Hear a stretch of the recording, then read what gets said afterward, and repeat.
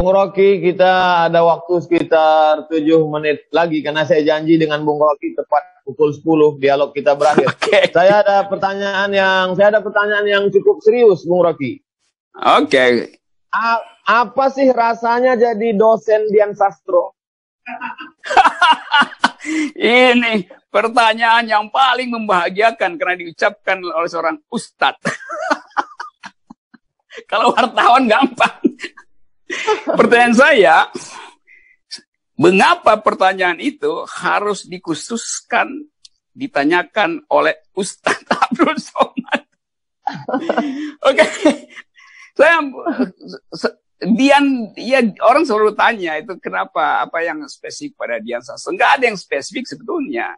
Cuman pada waktu itu, Dian Sastro itu public figure, orang yang dikenal di semua stasiun TV, semua mata kamera selalu membuntuti dia. Lalu dia masuk departemen filsafat. Saya kebetulan ngajar di situ waktu dia masuk. Saya tahu perkembangan intelektualnya tuh. Waktu dia mau bikin skripsi, dia minta saya pembimbingnya. Saya bilang minta izin pada ketua departemen supaya nggak ada gosip gitu, favoritisme. Ketua departemen bilang, oke, maka saya bimbing skripsi dia. Tuh. Selama pembimbingan, ya karena dia public figure, ya udah pasti macam-macam perspektif ada. Kemudian masuk hari ujian itu. Ini saya mau terangkan supaya orang juga bisa belajar dari event semacam ini. Waktu masuk ujian,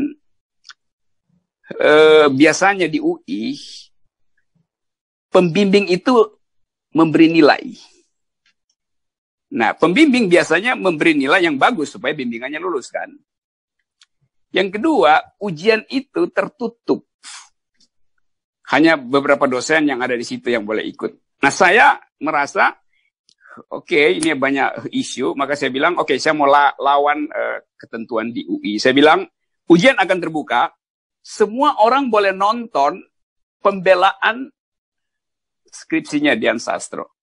Bahkan pers boleh datang. Mahasiswa boleh datang, semua dosen. Itu pertama kali saya terobos aturan itu. Karena saya mau bilang, harus fair. Kalau dia nggak bisa jawab, dia akan diolok-olok oleh satu kampus UI itu. Lain kalau tertutup kan bisa saling membahagiakan. Saya bilang, buka aja. Benar, jadi itu dibuka. Lalu saya bilang ke Dian dan pada pimpinan Departemen Filsafat, saya bilang, saya pembimbingnya, tapi saya nggak akan kasih nilai. Jadi silahkan kalian kasih nilai. Kalau dia memang bodoh, kasih dia nilai D. Kalau dia pintar, kasih dia A. Tuh. Akhirnya, itu disepakati. Itu pertama kali pembimbing tidak kasih nilai. Supaya fair gitu. Kalau kasih nilai, siapa sih akan lulus? Itu saya nggak kasih nilai. Saya bilang pada Dian, Anda harus fight sendiri dengan argumen. Hasilnya apa? Sidang terbuka, saya tidak kasih nilai, Dian Sastro dapat A. Jadi saya bilang, kalau orangnya pintar, lihat aja kepintarannya, jangan ditambah-tambah dengan variabel keartisan, favoritisme, cantik, segala macam itu nggak ada urusan. Jadi otak hanya bernilai otak, itu poinnya tuh. Dalam politik juga harusnya begitu tuh. Gitu. Jawabannya luar biasa. Bung Rocky, ada masanya berbunga, ada masanya harum semerbak, tapi kemudian ada masanya layu dan kemudian mati. Bagaimana orang filsafat melihat kematian? Kematian itu, orang filsafat nggak bisa melihat kematian. Karena orang filsafat menganggap, ya kematian itu adalah sama misterinya dengan kehidupan. Ada filsafat Epicurus bikin poin bahwa waktu kita hidup, kita tidak mati. Waktu kita mati, kita tidak hidup. Jadi itu dua kualitas yang tidak perlu diperbandingkan sebetulnya. Agama punya point of view yang lain bahwa kematian itu adalah penundaan dari harapan sebetulnya. Harapan itu hanya bisa kita peroleh dengan melewati fase kematian itu. Jadi ada politics of hope di dalam kematian itu. Kehidupan itu ada politics of memory. Memori kita coba hentikan supaya kita punya hope. Tapi sebetulnya kalau di dalam ilmu pengetahuan yang lebih positivistik, ya menanyakan kematian itu tidak layak ditanyakan pada orang hidup gitu. Sebetulnya kan. Jalan pikirannya kan. Jadi sama misalnya kalau orang bertanya, Pak Rocky, kita mau seminar, kami panitia butuh biodata Pak Rocky. Saya bilang biodata. Biodata itu kan baru lengkap ketika orang meninggal. Kalau orangnya masih hidup, biodatanya masih bertumbuh. Jadi ngapain minta biodata ke saya yang masih bernapas? Begitu saya tulis, 1 menit saya email, biodata saya berubah. Karena saya diundang ngomong dengan Ustadz Somad. Kan saya nggak bisa tuliskan pada waktu sekarang kan, bahwa biodata saya bicara dengan seorang Ustadz rohaniawan, Yunto, public critics, yang berakal sehat. Saya nggak bisa tambahin di situ karena masih berlangsung. Kalau saya meninggal, orang akan catat bahwa saya pernah bicara soal beginian dengan Ustadz, dengan UAS, Ustadz Akal Sehat. Nah, satu poin tentang kematian supaya mahasiswa sosiologi bisa pelajari. Dulu ada seorang sosiolog, udah meninggal, lupa namanya, Roslow, oke. Wartawan tanya pada dia, Pak Profesor, bila Anda meninggal, Anda ingin dikuburkan dengan cara apa dan di mana? Kata si profesor, tanyakan pada jenazah saya. Karena Anda tanya kalau saya udah meninggal, nah saya masih hidup, saya nggak bisa jawab. Jadi kalau saya udah meninggal, tanya pada jenazah saya. Jadi pertanyaan tentang kehidupan nanti itu adalah pertanyaan untuk si mati. Selama orang hidup, dia hanya bisa berupaya untuk menggambarkan kenikmatan hidup nanti, kebahagiaan. Dan dalam keadaan itu, teologi dan filosofi bersahabat baik. Karena teologi berupaya untuk menggambarkan kehidupan yang pasca nanti itu. Di dalam format yang indah, segala macam. Nah, filsafat berupaya merasionalisir jalan pikiran itu. Atau mengkritik secara rasional jalan pikiran itu. Nah, di situ tema kematian menjadi tema bersama antara teologi dan filosofi. Apa yang ingin Bung Rocky tinggalkan untuk kemanusiaan?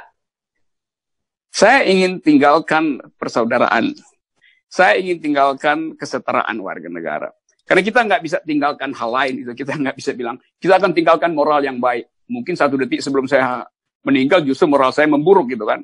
Saya tidak bisa tinggalkan materi segala macam. Jadi saya hanya bisa mengatakan bahwa persaudaraan, persahabatan itu adalah nilai terbaik di dalam kehidupan yang sekuler hari ini. Kehidupan yang di dunia tuh. Kehidupan setelah kehidupan sekulum adalah kehidupan yang setiap orang punya imajinasinya sendiri tuh. Jadi sebagai orang publik kita hanya bisa bicara tentang kepublikan manusia. Di dalam komunitas agama kita akan saling mendoakan. Di dalam komunitas religius kita berupaya supaya ada sahabat kita tiba dengan tanpa cacat di pintu surga. Kita ingin agar supaya keluarga kita ada di dalam suasana yang bahagia dan membayangkan kehidupan berikutnya juga dengan cara yang berbahagia. Tapi itu wilayah komunitas privat itu. Nah, dalam komunitas publik kita ingin agar supaya kesetaraan warga negara tetap dipelihara oleh rejim manapun. Penghormatan tanpa hak asasi manusia, social tolerance, segala macam. Jadi semua yang ada di konstitusi itu adalah nilai-nilai baik kehidupan publik. Konstitusi yang adil dan makmur tentunya tuh. Oke. Dunia penuh dengan caci maki, sampai-sampai manusia teler. Senang berteman dengan Bung Rocky, bersama-sama kita hadapi Buzer. Wah, no Somad, no hikmat. Oke, UAS, Ustadz Akal Sehat. Lebih kurang 1 jam bersama Bung Rocky. Janji kita jam 10. Saya amat sangat ucapkan banyak terima kasih kepada Bung Rocky. Insya Allah kita ketemu di Pekanbaru atau di Jakarta, bicara lebih panjang lebar lagi insya Allah. Oke, kita bicara dengan cara yang disengaja, bukan yang tidak disengaja gitu ya. Oke, Assalamualaikum warahmatullahi wabarakatuh. Salam, selamat malam. Terima kasih. Oke, terima kasih ya, bye.